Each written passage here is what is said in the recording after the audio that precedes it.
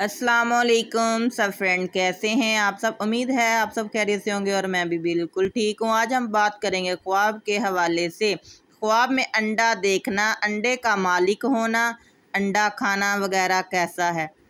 अगर किसी ने ख्वाब में अंडा पाया और ये नहीं मालूम कि किसी परिंदे का है तो औरत पाने की दलील है।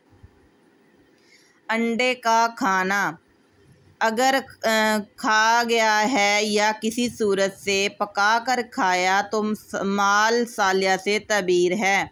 अगर खाम या कच्चा तनावल किया है तो माल हराम से तबीर है। और किसी अंडे का छिलका या बदू सफ़ेदी जर्दी के खाई है तो माल मुर्दे या मकतूल का पाएगा।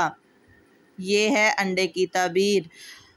मोहतरम सामी कराम, जाते जाते मेरे चैनल को सब्सक्राइब ज़रूर कर दीजिएगा। इससे मेरा हर आने वाला नोटिफिकेशन आप लोगों तक पहुंचता रहेगा और इससे मेरी हौसला अफजाई होगी और मेरा भी भला हो जाएगा। अल्लाह हाफिज़।